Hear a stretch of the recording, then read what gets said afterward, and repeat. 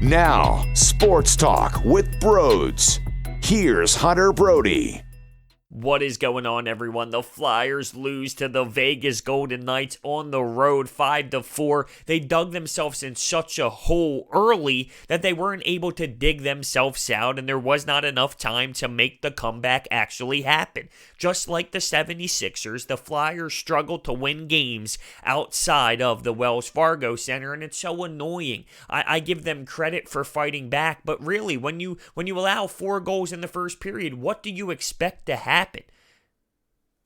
Now, the Flyers were in California before this game in Vegas. They went 1-2 in that 3-game stretch. I didn't really have the time to break down those games. This West Coast trip has been a little tough for me with the holidays and the late games. I normally do better when it comes to West Coast trips for the Flyers and the Sixers, but for some reason that California trip, I didn't get to catch as much as I wanted to, but they lost 6-1 to San Jose, and I know that performance was very ugly. The Anaheim win, Kevin Hayes came up big in overtime and made it happen.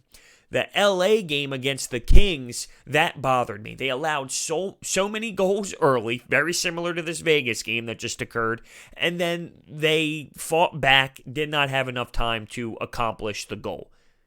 The special teams sucked in that game as well. So 1-2 in California, not good enough, and they didn't play good enough throughout the entire thing. They don't give up. I'll give them that. They don't give up. But I'm sorry, that's not good enough. You can't continue to put yourself in such brutal positions and expect to just come out on top. Whether teams are good or bad in this league, they're National Hockey League players. So if you're going up against the Red Wings and you're down 4 goals, guess what? It's going to be hard to come back. You might not have enough time. You can't do this every single game. Before we talk more about this, we need to hear a word from my sponsor, SeatGeek. Do you want money off when buying tickets to go to games? Absolutely. Why wouldn't you? If you use the promo code BROADS at SeatGeek's checkout page, you get $20 off of your total purchase. So you can go to a Flyers game, a Sixers game. The Eagles play on Sunday at home in a playoff game. You can get $20 off. Just use the promo code BROADS today.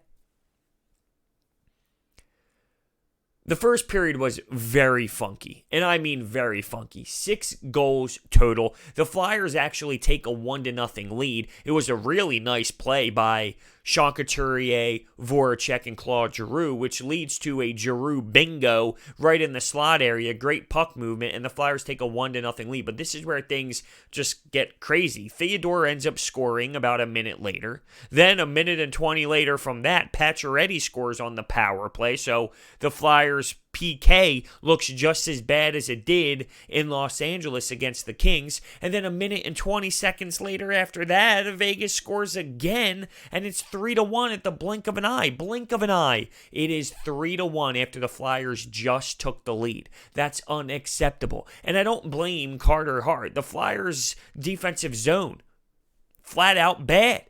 They didn't defend the rush very well. Positionally, out of whack. Out of sorts. I mean, it looked like Dave Hackstall's version of the Philadelphia Flyers. Now, they get on the board because Travis Konecny has a beauty, uses his speed, beats the defender, cuts towards the blue paint, beats Fleury to the far post, and the Flyers are only down 4-2 going in the second. But Glass ends up getting a lucky, weird, awkward bounce when he took a shot in the high slot. It gets past Carter Hart, and just like that, the Flyers are down 5-2 at that point, midway through the second period. Matt Niskanen throws a biscuit. It goes far pad. Sean Couturier cleans it up, gets the rebound, 5-3 going into the third. Now, the Flyers have a power play to start the third period, and they execute on it. They score on it. Sean Couturier, another great play by Claude Giroux, who makes a nice pass out to Sean Couturier, who buries it. Couturier had 3 points. Claude Giroux had 2 points. That line was clicking all night. Jake Voracek had a very strong game in this one as well. But the Flyers scored 15 seconds into the third period to make it 5-4. They were working hard in this game, absolutely. It wasn't as if they weren't working hard, but it was fundamental stuff. Bad D-zone, not covering the proper guys. There were times where effort came into play. I did think in the first period specifically, they lost some puck battles. And they weren't competing as hard as Vegas did early on in the game, and it costed them. It absolutely costed them. I thought once they scored early in the third, that would be the breaking point. That would be the momentum for the Flyers to take control.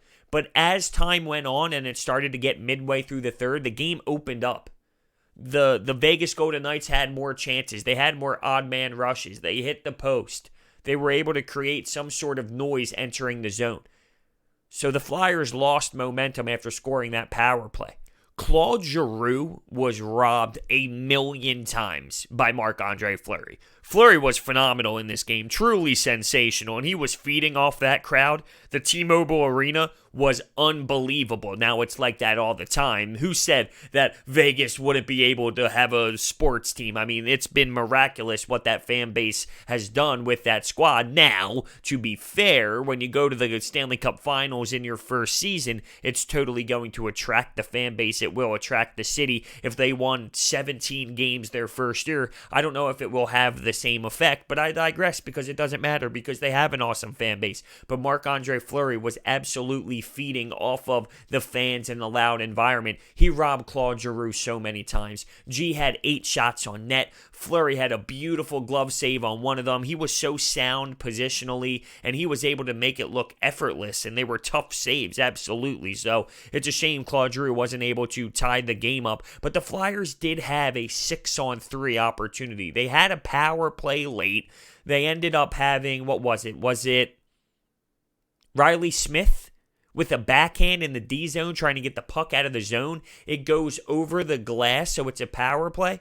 And then Jake Voracek is standing net front. Vegas just cross-checks him in the back. All the fans start booing. Boo, boo, terrible call. Oh, what do you mean? I mean, that was like the dumbest play possible by England to just cross-check him and knock him over. It wasn't even close. It wasn't even a smart play. That was just a dumb play. That is a bad play. Don't tell me Jake Voracek flopped or that was soft. No, he extended his arms and absolutely pushed Jake Voracek out of the way hard enough for him to be interfered with. It was just a stupid play. It was a boneheaded play, which put the Flyers on a 5-on-3 power play, and with Carter Hart going to the bench, they had a 6-on-3 opportunity. Now, you should totally be able to execute there. It's a very odd thing, though. It's not very common to have a 6-on-3. Sometimes it could almost be too congested because you're just not used to having that many guys on the ice. They say the best power play in hockey is a 4-on-3 based off of the space and how much room you can really work with. You would think it would be more guys, right? You would think it would be better to have 6 guys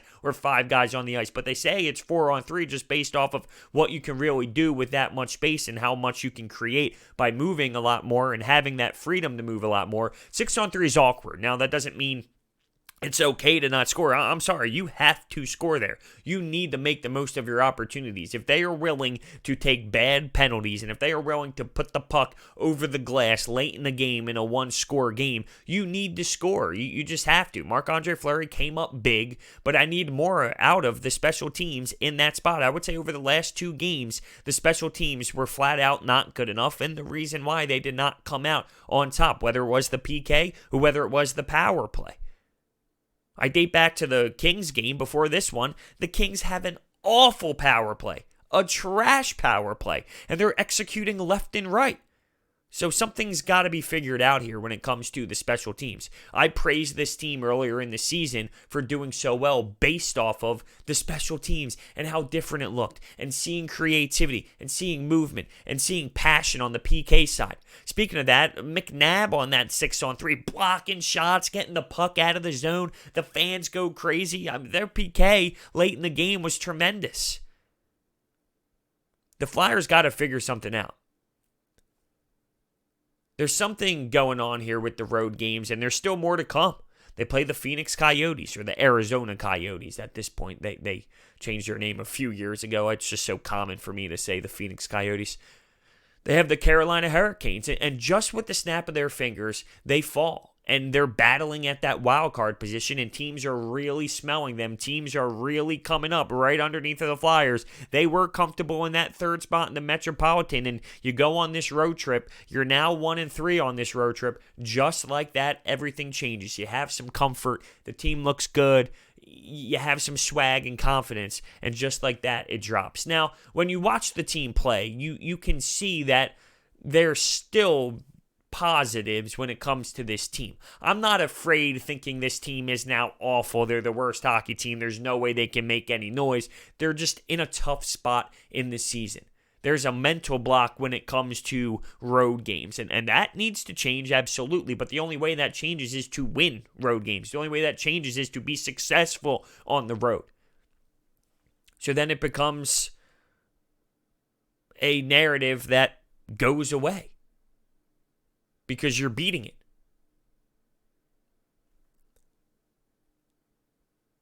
13-2-4 at home.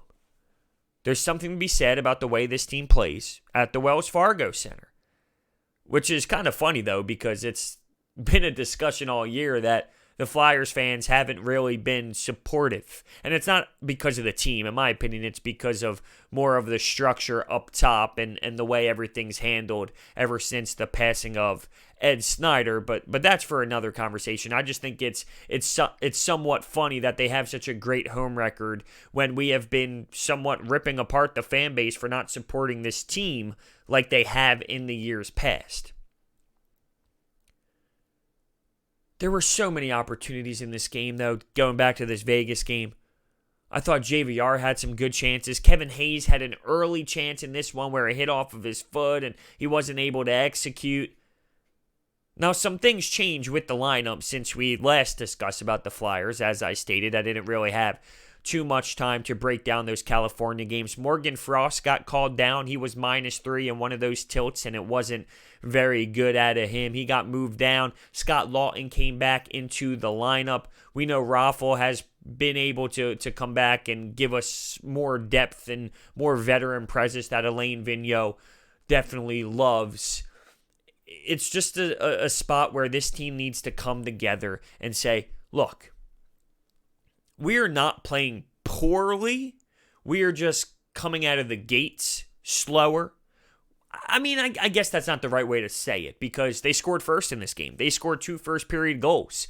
But there is something to be said about the way the first periods are going. They need to come together and say, we're not playing bad hockey. We're fighting. We're giving maximum effort. We are engaged in these games. We are fighting in these games. We are giving these teams hell late in the third. We are pushing. We are making sure this team knows, the opponent, that we will not stop fighting until all 60 minutes are over. It just comes down to not digging yourself in such a big hole.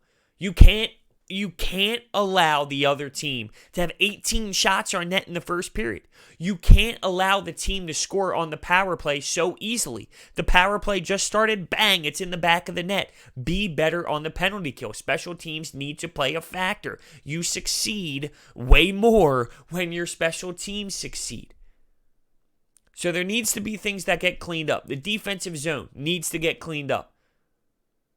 But when you look at it big picture, they're not far. These are fixable mistakes. I will say that. They're fixable mistakes. And they're not happening at the Wells Fargo Center. It's only happening when they're uncomfortable in an environment that's brutal, loud, and tough to play in.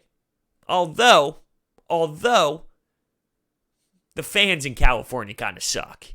So once again, maybe that's too far. The LA Kings don't have this elite fan base. The Anaheim Ducks don't have a crowd that scare you. The San Jose Sharks, I get it, the Shark Tank can be loud, but it's not the same team that they have been over the past few years when they were making playoff runs. So let me backtrack a little bit. They just struggle on the road as a whole, whether it's a tough environment or not, whether it's a loud environment or just a casual fan base. They're not able to produce at the level that they need to. I wonder if Alain Vigneault is going to switch up some deep pairing stuff. I know late in the game, Matt Niskanen played with Shane Gostisbehere, but that could just be an offense thing. Ivan Provorov was with Justin Braun. I don't know if that was just a somewhat create spark and see if someone can score a goal. I don't know if it was because of something he saw in the defensive zone or not. We know Alain Vigneault by now just loves to switch things up throughout the game, try different looks. It's crazy. By the way, I didn't have the opportunity yet to talk about Travis Konecny. Gets in the All-Star game. How about it? He's been special. And remember, he held out this offseason. He was waiting late to training camp. Alain Vigneault wasn't happy about it. He came out to the media and showed a little bit of disappointment. Well, how about it? I mean, he got his money, got the money he wanted, and he has been providing a ton of offense for this team, and he has been a spark plug. Absolutely. And I remember looking at his contract saying, yeah, he's a nice player. It could be a little bit of an overpay right now, but you got the guy where you wanted him. You wanted him in training camp. It wasn't a far reach by any means. I would have never expected all-star. I thought it would be a contract where down the road you look back at it and say, oh, well, I mean, you signed him early on. It's not terrible now. It fits what he is, but I didn't expect it to be this season. It's already that. It's already looking like a really nice signing. A really nice number for the kid. That goal he had on Marc-Andre Fleury when he cut the net and he cut through the blue paint and beat him to the far post after torching the defenseman wide with his speed, that's so special. It really is. And that made the game 4-2, or 3-2 at that point. That was 3-2 at that point.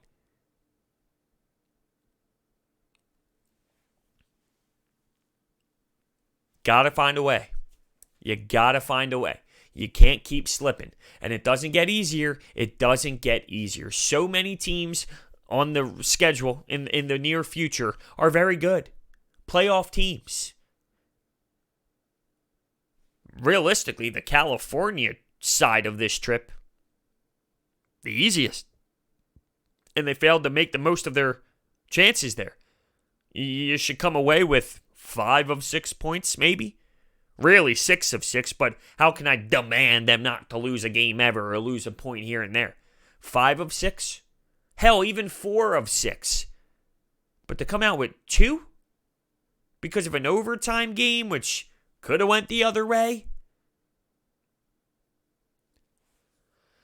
Just frustrating. It really is frustrating with this team. When you see the other opponents scoring multiple goals and scoring them in so many bunches. It's almost as if they just come in waves. The Flyers are down 3-0 within 6 minutes, or the Flyers are down 4-0 within 3 minutes, or the Flyers allow 5 goals within 60 seconds. I mean, that's what it feels like when I'm watching the games, and you hear the buzzer of the arena going off constantly, and you see the body language of these players. But then the second period comes around and it looks like a different team. Or then the third period comes around and it's a 1-goal game and they're fighting to the very end, but they're not able to make it. Can't keep happening. Can't keep living this way. Once again, I'm not concerned to a major degree, but I think they're in a funk and they need to find a way to get out of this funk. They've been in a funk before. Ironically enough, that was on the road. Mental toughness. And I love the way Matt Niskanen addresses himself after these games and in the locker room. He's one of my favorite players to listen to. He is such a leader. He has been something I did not expect him to be coming into this season. Specifically, when I say that, I'm talking about on the ice. I knew he was a veteran leader and a locker room presence, but I didn't expect him to be this powerful on the ice and this solid on the ice. But I do love listening to what he says after the game. He keeps it real. And he keeps it very professional, and he tells you how it is. And he was talking about the mental side of this when it comes to the struggle on the road. And he's going to be one of those players to help this team get out of that funk. It's got to happen soon, though. Let me know your thoughts down below. Thank you so much for watching. Hit that thumbs up button, subscribe, and I will see you next time.